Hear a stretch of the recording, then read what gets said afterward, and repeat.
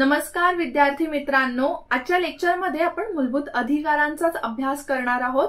मूलभूत अधिकारांमध्ये कलम 25 ते कलम 30 पर्यंतचा अभ्यास आजच्या लेक्चरमध्ये करायचा आहे। लास्ट लेक्चरमध्ये आपण शोषणाविरुद्धच्या अधिकारांचा अभ्यास केलेला।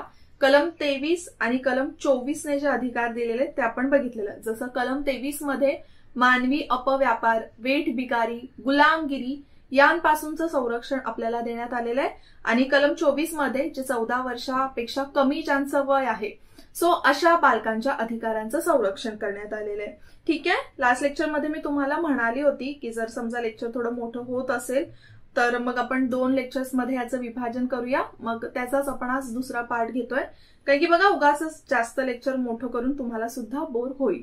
ओके, मग आज आपण कलम 25 ते कलम 30 मध्ये काय बघणार आहोत तर कलम 25 ते कलम 28 पर्यंत आपल्याला धार्मिक स्वातंत्र्याचा अधिकार देण्यात आलेला आहे। मग या धार्मिक स्वातंत्र्यामध्ये सुद्धा ना भरपूर अशा वेगवेगळ्या तरतुदी आहेत, खूप अशा वेगवेगळ्या बाजूंनी धार्मिक स्वातंत्र्याचा सुद्धा आपल्याला विचार करण्यात आलेला आहे घटनाकारांनी। तर मग ते आपण बघूया आणि त्यानंतर कलम 29 आणि 30 हे अल्पसंख्याकांच्या अधिकारांशी संबंधित आहे। ओके, मी परत परत का सांगते कारण की तुम्हाला कलम लक्षात असली पाहिजेत की कोणकोणत्या कलमांमध्ये बेसिकली जे मेन अधिकार आहेत ते कोणकोणते देण्यात आलेले आहेत। मग धर्म स्वातंत्र्यामध्ये कोणकोणते अधिकार आहेत कलम 25 ते कलम 28 पर्यंत। सर्वात पहिल्यांदा आपण बघूया की कलम 25 काय दिलेलं आहे। बघा, आपल्या सरनाम्यामध्ये आपण एका शब्द ऍड केलेला आहे ते म्हणजेच धर्मनिरपेक्षता। काय तर धर्मनिरपेक्षता। धर्मनिरपेक्षतेचा अर्थ ऍटलीस्ट आपल्या भारतामध्ये असा होतो की कोणताही धर्म हा आपल्या राष्ट्राचा धर्म नाहीये। सगळे धर्म हे आपल्या राज्यघटनेसमोर, हे आपल्या राष्ट्रासमोर समान आहेत। पण तिथेच आपण बघायला गेलो तर आपल्या देशामध्ये भरपूर असे धर्म बघायला मिळतात। ओके, भरपूर अशा भाषा बोलल्या जातात। मग त्यामुळेच प्रत्येकाला त्याचा धार्मिक स्वातंत्र्य हे मिळालं पाहिजे, त्याच्यासाठीची ही तरतूद करण्यात आलेली आहे। कलम 25 मध्ये आपल्याला विवेक बुद्धीचे स्वातंत्र्य, धर्माचे मुक्त प्रकटीकरण करण्याचं स्वातंत्र्य आणि त्याचं आचरण आणि प्रचार करण्याचं स्वातंत्र्य देण्यात आलेलं आहे। बघा इथे म्हणजेच काय दिले, freedom of conscience, free profession practice आणि प्रोपॅगेशन ऑफ रिलिजन। याचाच अर्थ काय होतो, विवेक बुद्धीचं स्वातंत्र्य म्हणजेच काय की आपल्याला वाटतंय त्या धर्माबद्दल आपण खुलून बोलू शकतो, तो धर्म आपण एक्सेप्ट करू शकतो। याचाच अर्थ काय होतो, फ्रीडम ऑफ कॉन्सायन्स। ओके, म्हणजे समजा आपल्याला असं वाटतंय की आपण एखाद्या वृक्षाची पूजा केली पाहिजे, त्या वृक्षाला आपला धर्म मानला पाहिजे, तर आपण ते सुद्धा करू शकतो। आणि बाकीचे तर धर्म आपल्याकडे बरेचसे आहेत, तर ज्या धर्माच्या रस्त्यावर आपल्याला जायचंय त्याचे जे आपण काय म्हणतो शिकवण फॉलो करायची आहे तर ती आपण करू शकतो। त्याच्यामध्ये आपल्याला कोणच थांबवू शकत नाही की तुम्ही ह्या धर्माचा स्वीकार करू शकत नाही किंवा या धर्माला फॉलो करू शकत नाही। तिथेच पुढे दिलेलं आहे धर्माचं मुक्त प्रकटीकरण, म्हणजे ज्या धर्माला आपण फॉलो करतोय ते आपण ओपनली म्हणू शकतो की आपण कोणत्या धर्माला फॉलो करतोय म्हणून। आचरण आणि त्याचा प्रचार करण्याचं म्हणजे पूजा वगैरे आपण करू शकतो त्या धर्माच्या देवतांची वगैरे, त्याचाच अर्थ होतो आचरण। त्याच बरोबर प्रचार सुद्धा करू शकतो। प्रचार करू शकतो म्हणजेच काय की आपल्या धर्मामध्ये जी काही शिकवण दिलेली आहे ती इतर लोकांपर्यंत पोहोचवू शकतो। ज्या ज्या गोष्टी आपल्याला वाटतात आपल्या धर्माबद्दल चांगल्या आहेत त्या इतरांना सांगू शकतो। ठीक आहे, पण ना इथे प्रचार करण्याच्या अर्थामध्ये असं कुठेच मेन्शन करण्यात आलेलं नाहीये। प्रचार करण्याचा अर्थ आपण आपला धर्म बदलू शकतो, धर्म बदलण्याचा आपल्याला अधिकार आहे, पण जबरदस्तीने जे धर्मांतर केलं जातं तर त्या प्रकारचा प्रचार आपण करू शकत नाही। ठीक आहे, फक्त आपण प्रचार करू शकतो। ऑब्व्हियसली मग ते पूर्णपणे दुसऱ्या व्यक्तीवर असतं की त्याला त्याचा धर्म बदलायचा आहे की नाही बदलायचा आहे। बघा जरी एखाद्या व्यक्तीने धर्म बदलला नाही त्याचा, समजा एखादा व्यक्ती हिंदू आहे, ठीक आहे, पण त्याला ख्रिश्चन धर्मातल्या ज्या शिकवणी आहेत त्या फॉलो करायच्या आहेत, मग फक्त त्या शिकवणी फॉलो करण्यासाठी त्याने धर्म बदलला पाहिजे असं अजिबात नाहीये। ठीक आहे, सो या सगळ्या गोष्टी लक्षात ठेवा। असा बरेचसे अधिकार आपल्याला धर्म स्वातंत्र्यामध्ये दिलेले आहेत कलम 25 नुसार। कलम 26 मध्ये काय दिलेलं आहे की धर्मविषयक व्यवहारांची व्यवस्था पाहण्याचे स्वातंत्र्य। बघा आता प्रत्येक धर्म, जर तुम्ही हिंदू धर्म बघितलात तर त्याच्यामध्ये मंदिरं असतात, त्या मंदिरांकडून बऱ्याचशा ट्रस्ट चालवले जातात किंवा ती मंदिरं एखाद्या ट्रस्ट कडून चालवली जातात। मग त्या ट्रस्टच्या वेगवेगळ्या संस्था सुद्धा असतात, त्या संस्थांमार्फत धर्माचा प्रचार केला जातं किंवा त्या संस्थांमार्फत काही सोयी सुविधा पुरवल्या जातात. जसं बघा, तुम्ही आता जनरली बघत असाल, एखाद्या देवस्थानी गेलात, कुठेही गेलात, जैन देवस्थानी गेलात किंवा हिंदू धर्माच्या कोणत्याही देवस्थानी गेलात, तर तिथे बऱ्याचशा गोष्टी मेंटेन केल्या जातात. एक त्यांची ट्रस्ट असते. ओके, जसं त्याच्यामध्ये तुम्ही म्हणू शकता की भोजनाच्या सुविधा असतात, राहण्याच्या सुविधा असतात, त्याला बऱ्याच वेळेला धर्मशाळा म्हटलं जातं. मग ती एक व्यवस्थाच असते ना, ती धार्मिक व्यवस्था असते असं आपण म्हणू शकतो. मग त्याचं व्यवस्थापन करण्याचा जो अधिकार आहे तो आपल्याला मिळतोय कलम 26 नुसार. म्हणजेच बघा, धार्मिक बाबींमध्ये आपल्या व्यवहारांची व्यवस्था स्वतः पाहण्याचा अधिकार आहे. जसं मी तुम्हाला सांगितलं की भोजनालय असेल, धर्मशाळा असतील, तर त्यांचं व्यवस्थापन पाहण्याचा अधिकार कलम 26 ने आपल्याला दिलेला आहे. त्याच्यानंतर जंगम आणि स्थावर मालमत्ता स्वमालकीची असण्याचा व ती संपादन करण्याचा अधिकार आहे. जंगम म्हणजेच काय की मुव्हेबल प्रॉपर्टी. जसं समजा कार आहे, गाडी आहे, तर ती काय आहे, जंगम मालमत्ता आहे, मुव्हेबल आहे. स्थावर म्हणजेच काय की एखाद्या ठिकाणी आहे, बिल्डिंग आहे, जमीन आहे, मंदिर आहे, तर हे काय झालं, या मालमत्ता त्यांच्यासाठी त्या स्वमालकीच्या असणं म्हणजेच काय, त्याच्यावर एक प्रकारे स्वतःची मालकी असणं, त्या व्यवस्थापनाची, त्या ट्रस्टची, तर तो अधिकार सुद्धा आपल्याला देण्यात आलेला आहे. त्याच्यानंतर कायद्यानुसार अशा मालमत्तेचे प्रशासन करण्याचा अधिकार आहे. कायद्यानुसार म्हणजेच काय, ती कायद्यानुसार ती जी जागा आहे, ती जी मालकी आहे, ती स्वतःकडे घेणं आणि त्यानंतर त्याचं प्रशासन करणं, त्यालाच आपण काय म्हणतो की आपल्याला त्या पूर्ण जागेची, त्या स्थावर किंवा जंगम मालमत्तेचा प्रशासन करण्याचा अधिकार देण्यात आलेला आहे. ओके, बेसिकली कलम 26 मध्ये काय दिलेलं आहे की धार्मिक व्यवहार सांभाळण्यासाठी ज्या ज्या गोष्टी करणं गरजेचं आहे ते सुद्धा ज्या कायद्याने मान्य आहेत. ओके, तर ज्या ज्या गोष्टी करणं गरजेचं आहे त्या गोष्टी करण्याचा अधिकार हा कलम 26 मध्ये देण्यात आलेला आहे. ठीक आहे, कलम 25 आणि कलम 26 मध्ये तुम्हाला काय फरक आढळून येतोय? तसं बघा, कलम 25 ने सुद्धा आपल्याला धार्मिक स्वातंत्र्य मिळालेलं आहे, कलम 26 ने सुद्धा आपल्याला धार्मिक स्वातंत्र्य मिळालेलं आहे. पण कलम 25 काय म्हणते की एखादा इंडिव्हिज्युअल धर्माच्या बाबतीत काय विचार करतोय, की त्या एका व्यक्तीला कोणता धर्म फॉलो करायचा आहे, पूजा करायची आहे त्याच्यानुसार, किंवा त्या धर्माचा प्रचार करायचा आहे, तर तो एखाद्या व्यक्तीबाबतचा अधिकार आहे. पण तिथे जे कलम 26 ने आपल्याला धार्मिक स्वातंत्र्य दिलेलं आहे ना, तर तो एखाद्या संस्थेबाबतचा अधिकार आहे, एका ग्रुप, एका गटाबाबतचा अधिकार आहे. ठीक आहे, सो आय होप तुम्हाला इथे समजलं असेल. आपण पुढच्या कलमाकडे वळूया, कलम 27 कडे. तुम्हाला थोडासा पावसाचा आवाज येत असेल, आता बऱ्याचशा लेक्चर्समध्ये तुम्हाला येऊ शकतो आवाज. पावसाळा सुरू झालाय आणि सध्या तरी बाहेर भरपूर मोठा पाऊस पडतोय. ठीक आहे, तो थोडंसं ऍडजस्ट करून घ्या. कलम 27 मध्ये आपल्याला काय दिलेलं आहे की एखाद्या विशिष्ट धर्माच्या संवर्धनाकरता कर देण्याबाबत स्वातंत्र्य. आता हा जो अधिकार आहे ना, तो थोडासा निगेटिव्ह अधिकार आहे. ओके, त्याला आपण पॉझिटिव्ह नाही म्हणू शकत. बघा, जे मूलभूत अधिकार आपल्याला देण्यात आलेले आहेत ना, तर त्याला आपण बऱ्याच वेळेला नकारात्मक म्हणतो. नकारात्मक तरतुदी देण्यात आलेल्या आहेत, काय की तिथे कोणावर तरी बंधनं येतात, कधी एखाद्या व्यक्तीवर बंधनं येतात आणि मोस्टली ज्या राज्य संस्था आहेत त्यांच्यावर बंधनं येतात, म्हणून त्याला नकारात्मक अधिकार म्हटलं जातं. मग कलम 27 मध्ये ना असाच एक प्रॉपर नकारात्मक अधिकार आहे असं आपण म्हणू शकतो, किंवा नकारात्मक तरतूद आहे. तर त्यात काय देण्यात आलेलं आहे, बेसिकली 2 गोष्टी देण्यात आलेल्या आहेत की जे राज्य शासन कर घेतं त्या कराचा जो उपयोग आहे ना, तो वेगवेगळ्या धर्मांच्या विकासासाठी किंवा वेगवेगळ्या धर्मांच्या गोष्टीसाठी वापरू शकतो, वेगवेगळ्या धर्मांच्या. ठीक आहे, पण एखाद्या फक्त विशिष्ट धर्माचंच रक्षण करायचंय, त्यामुळे कोणत्याही व्यक्तीवर कर देण्याची सक्ती केली जाणार नाही. म्हणजे राज्य असं कोणताच कर आकारणार नाही जो फक्त एकाच धर्मासाठी लागू होईल किंवा त्या एकाच धर्माच्या प्रसारासाठी, प्रचारासाठी, व्यवस्थापनासाठी कशासाठी लागू केला जाऊ शकतो. ठीक आहे, म्हणजे असं पुढे जाऊन कुठेही शासन आपला असा एखादा कर काढू शकत नाही की हिंदू मंदिरांसाठीचा, ट्रस्टसाठीचा कर किंवा मुस्लिम ट्रस्टसाठीचा कर, असा कर काढू शकत नाही. आहे का तशा प्रकारचा आपला कर, आपल्याकडे कोणता कर? तर नाहीये.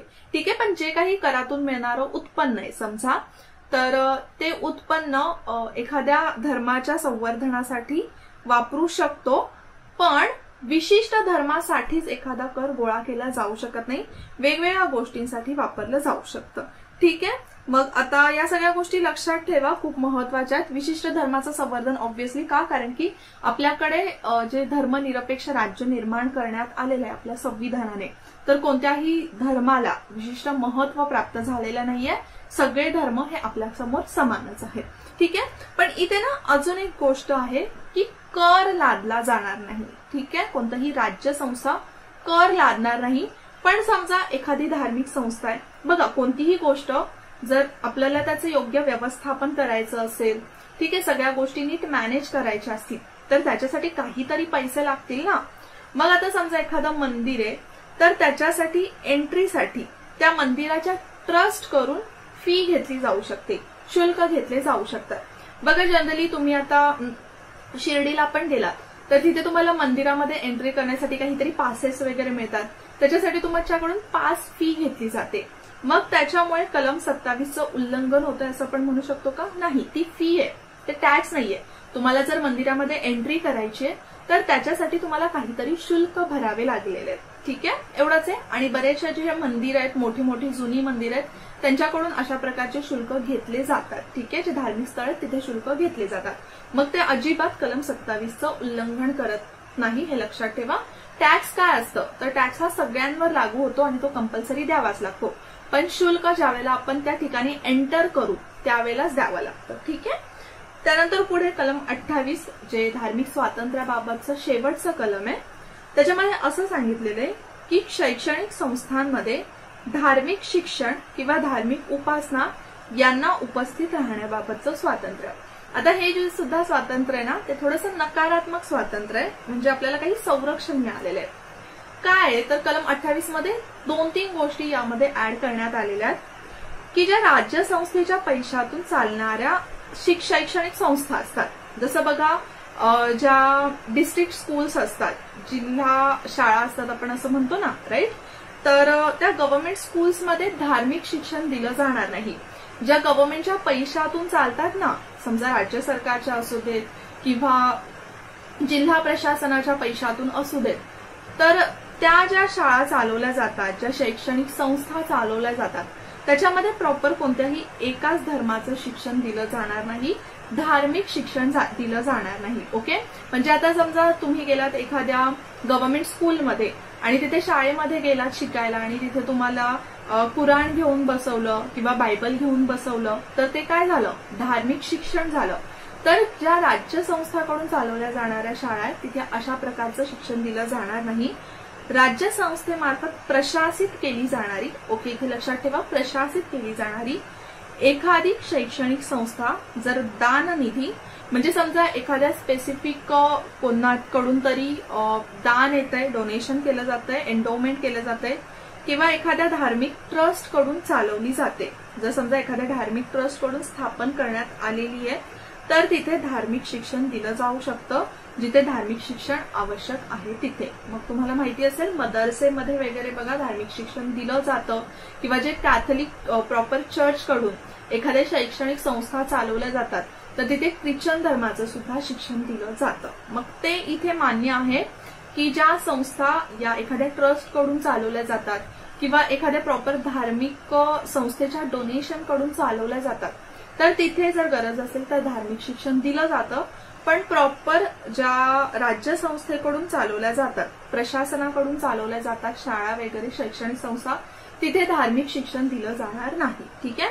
त्याचबरोबर शासन मान्य किंवा शासन अनुदानित शैक्षणिक संस्था, शासन मान्य म्हणजे शासनाकडून मान्यता मिळालेल्या शैक्षणिक संस्था, शासन म्हणजेच आपण बघा बऱ्याच वेळेला एडेड स्कूल्स किंवा एडेड कॉलेजेस म्हणतो, तर अशा संस्थांमधील कोणत्याही व्यक्तीला त्याच्या किंवा त्याच्या पालकाच्या संमतीशिवाय धार्मिक शिक्षण किंवा उपासनेमध्ये सहभागी होण्यास भाग पाडले जाणार नाही. तर हा ना खूप महत्वाचा पॉइंट आहे बघा, की समजा एखादी स्कूल आहे जिथे धार्मिक शिक्षण जरी दिलं जात असलं तरी सुद्धा त्या धार्मिक शिक्षणामध्ये उपस्थित राहायचं की नाही राहायचं हा पूर्णपणे जो डिसिजन असेल तो त्या व्यक्तीचा असेल, म्हणजे त्या पाल्याचा असेल किंवा त्याच्या पालकांचा असेल. ठीक आहे. म्हणजे समजा त्या व्यक्तीला स्वतः डिसिजन घेता येत नाहीये की आपण हे शिक्षण घेतलं पाहिजे की नाही, म्हणजे तो मायनर असेल, तर त्याच्या पालकांचं ते डिसिजन असेल.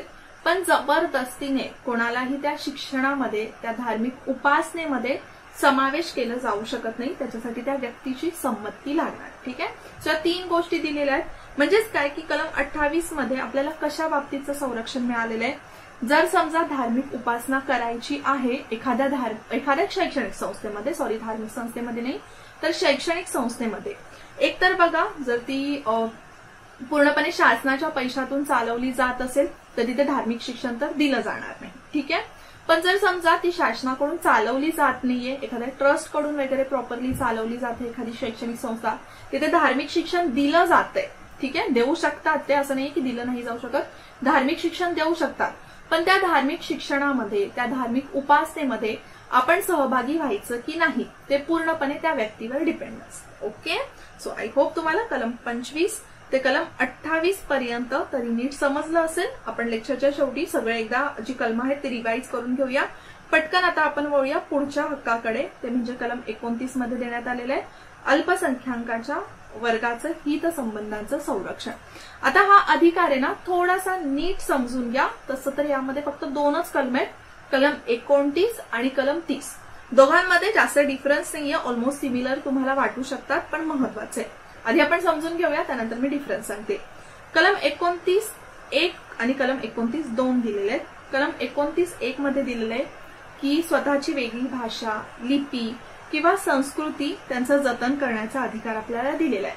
म्हणजे हे जे जतन करण्याचा अधिकार आहे ना तो आपल्याला भारताच्या क्षेत्रामध्ये दिलेला आहे, म्हणजे भारतामध्ये कुठेही तो जतन करण्याचा अधिकार आहे. जसं आपण बऱ्याच वेळेला बघतो बघा, मराठी भाषेचं संवर्धन करायचंय त्याच्यासाठी मराठी साहित्य संमेलन घेतले जातात.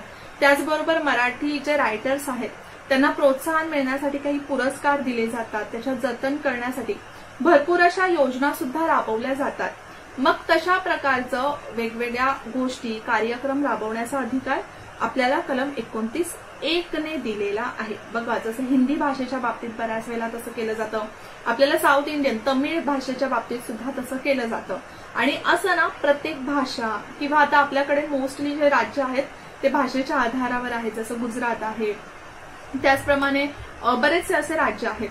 तर त्यामध्ये तुम्हाला बघायला मिळेल की प्रत्येक जो ग्रुप असतो एखाद्या भाषेचा किंवा एखाद्या लिपीचा किंवा स्वतःची संस्कृती जतन करण्यासाठी प्रयत्न करत असतं. मग हे प्रयत्न करण्याचे अधिकारच आपल्याला दिलेले आहेत कलम 29 नुसार.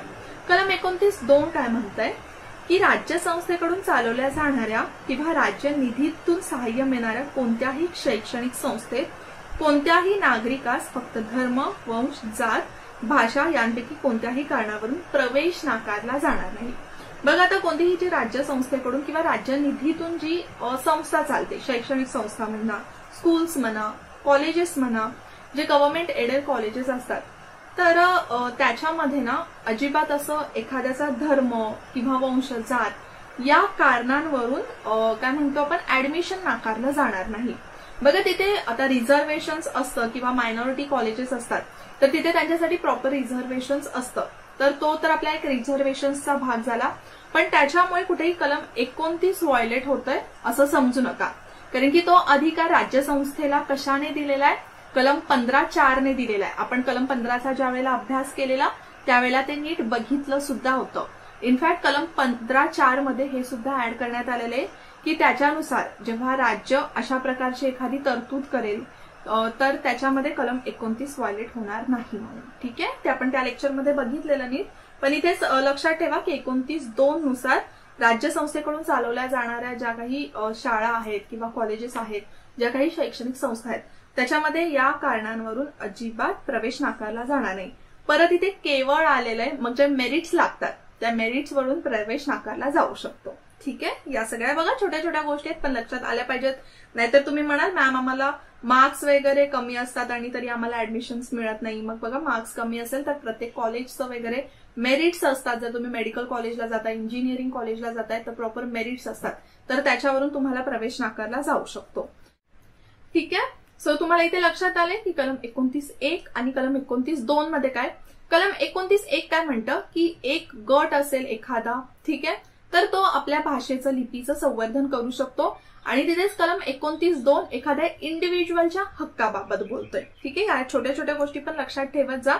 पुढे आपण वळूया कलम 30 कडे. कलम 30 आणि कलम 26 जे आहे ना ते थोडंसं सिमिलर आहे जर आपण तरतुदीच्या बाबतीत बघितलं तर. कलम 26 मध्ये आपल्याला काय दिलेलं की धर्माचं संवर्धन करण्यासाठी किंवा धार्मिक संस्थांचं व्यवस्थापन करण्यासाठी आपण बेसिकली म्हणूया आपण काही गोष्टी करू शकतो, व्यवस्थापन करू शकतो.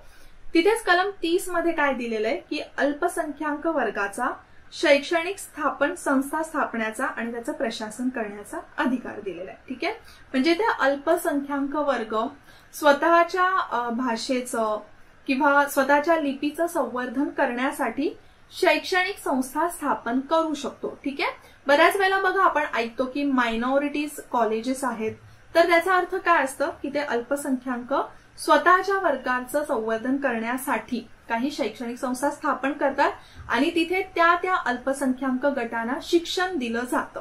ठीक आहे, पण ना इथे एक गोष्ट तुम्ही लक्षात ठेवा की आता एक्झॅक्टली अल्पसंख्याकांचा अर्थ काय आहे ते आपल्या संविधानामध्ये दिलेलंच नाहीये की नक्की अल्पसंख्याक म्हणजे काय. मग हा जो अल्पसंख्याक जरी इथे शब्द मेन्शन करण्यात आला असला ना तरी हा अधिकार सगळ्यांना प्राप्त आहे. हा अधिकार फक्त मायनॉरिटीजलाच नाही तर मेजॉरिटीला सुद्धा प्राप्त आहे. जसं मेजॉरिटी ग्रुप्स जसं आपण म्हणतो की हिंदू हा मेजॉरिटी आहे आपल्या भारतामध्ये, तर असं अजिबात नाहीये की हिंदू धर्माची जी लोक आहेत ती स्वतःची शैक्षणिक संस्था स्थापन करू शकत नाही, ते सुद्धा स्वतःच्या शैक्षणिक संस्था स्थापन करू शकतात. कारण की आपल्या संविधानामध्ये एक्झॅक्टली अल्पसंख्याक काय आहे, कोण आहे ते मेन्शनच करण्यात आलेलं नाहीये. ठीक आहे, तसं तर आपल्याकडे बरेचसे वेगवेगळ्या तरतुदीनुसार अल्पसंख्याक बऱ्याच वेळेला कोण आहेत ते सांगितलं जातं, पण संविधानामध्ये तसं कुठे मेन्शन नाहीये. त्यामुळे जो हा अधिकार आहे तो एक प्रकारे मेजॉरिटीजना सुद्धा प्राप्त झालेला आहे, हे लक्षात ठेवा. ठीक आहे, सो या ना छोट्या छोट्या हिडन गोष्टी असतात त्या सुद्धा तुमच्या लक्षात आल्या पाहिजेत. मग आता इथपर्यंत ना आपण सगळ्या कलमांचा आता अभ्यास केलेला आहे. आपला मूलभूत हक्कांचा म्हणजे जे बेसिक मूलभूत हक्क आहेत ते संपलेले, जे आपण कलम 14 ते कलम 30 पर्यंत बघितलेले आहे. ठीक आहे, कलम 14 ते कलम 18 मध्ये आपण समानतेचा अधिकार बघितला. त्याच्यानंतर कलम 19 ते कलम 22 पर्यंत आपण स्वातंत्र्याचा अधिकार बघितला. राईट, त्याच्यानंतर कलम 23 आणि कलम 24 हा शोषणाविरुद्धचे अधिकार देतात आपल्याला. त्यानंतर कलम 25 ते कलम 28 आताच आपण बघितलं धार्मिक स्वातंत्र्याचे अधिकार दिलेले आहेत. आणि कलम 29 आणि कलम 30 मध्ये अल्पसंख्याकांच्या हक्कांच्या संरक्षणाबाबतचा अधिकार आपल्याला देण्यात आलेला आहे. ओके, आय होप तुम्ही आधीचे जे सगळे याचे लेक्चर्स आहेत ते नीट बघितले असतील आणि आजचं लेक्चर सुद्धा तुम्हाला नीट समजलं असेल. आता आपण पुढच्या लेक्चरमध्ये कलम 32चा अभ्यास करणार आहोत आणि त्याचबरोबर कलम 13चा सुद्धा अभ्यास करणार आहोत, कारण की थोडंसं त्याच्यामध्ये कंपॅरिझन करून आपल्याला अभ्यास करायचा आहे. आणि कलम 32चं लेक्चर सुद्धा थोडंसं मोठं होऊ शकतं. त्याच्यामध्ये काही कठीण टर्म्स आहेत, काही असे कॉन्सेप्ट्स आहेत जे तुम्हाला नीट समजावून सांगायचे आहेत. आणि ऑब्व्हियसली माझा हाच प्रयत्न राहणार आहे की समजण्याबरोबरच तुम्हाला जास्त वेळेसाठी ते लक्षात सुद्धा राहिलं पाहिजे. ठीक आहे, पण लक्षात ठेवण्यासाठी तुमचे प्रयत्न सुद्धा तेवढेच महत्वाचे आहेत. जेवढं तुम्ही लक्ष देऊन लेक्चर बघाल तेवढंच जास्त तुमच्या चांगलं लक्षात राहणार आहे. आणि महत्वाचं म्हणजे प्रश्नाची उत्तरं द्या. जर तुम्ही प्रश्नाची उत्तरं दिली नाहीत तर मला समजणारच नाही की तुम्हाला लेक्चर किती समजलंय किंवा तुम्ही किती चांगला अभ्यास करताय. फक्त लेक्चर बघून तुमचा अभ्यास होणार नाहीये, तुमचं सेल्फ स्टडीज सुद्धा तेवढंच महत्वाचं आहे. जसं मी प्रत्येक लेक्चरच्या शेवटी सांगते तुम्हाला की आपण पुढे कोणता टॉपिक करणार आहोत, तर थोडासा प्रयत्न करत जा. एकदा ऍटलिस्ट डोळ्याखालून काढून जा की तो टॉपिक काय आहे, तर तुम्हाला शिकवताना एक आयडिया तरी असेल की आपण एक्झॅक्टली काय शिकतोय. ठीक आहे, सो प्रश्नाचं उत्तर द्या. कलम 27 नुसार कोणतीही धार्मिक संस्था शुल्क आकारू शकत नाही. ब विधान दिले कलम 28 नुसार कोणतीच शैक्षणिक संस्था धार्मिक शिक्षण देऊ शकत नाही. याचं उत्तर द्या या 4 पर्यायांपैकी. आत्ता लेक्चरमध्ये आपण इथेच थांबूया. पुन्हा भेटूया नेक्स्ट लेक्चरला. तोपर्यंत जय हिंद, जय महाराष्ट्र आणि थँक्यू. तुम्हाला हे लेक्चर नक्कीच इन्फॉर्मेटिव्ह वाटलं असेल. अशाच पद्धतीचे अजून डिटेलमध्ये लेक्चर्स आपल्या विजन स्टडीच्या ऍपवर वेगवेगळ्या कोर्सेस थ्रू अवेलेबल आहेत. जर तुम्ही इंटरेस्टेड असाल तर नक्कीच या बॅचेसना ऍडमिशन घेऊ शकता. आणि महत्वाचं म्हणजे ज्यांनी ऑलरेडी संयुक्त गट ब मध्ये ऍडमिशन घेतलंय त्यांच्यासाठी एक अपडेट आहे. जोपर्यंत तुमची संयुक्त गट ब ची एक्झाम होत नाही तोपर्यंत या कोर्सची व्हॅलिडिटी वाढवण्यात आलेली आहे. म्हणजे अगदी एक्झामच्या शेवटच्या डेट पर्यंत तुम्ही अभ्यास करू शकता.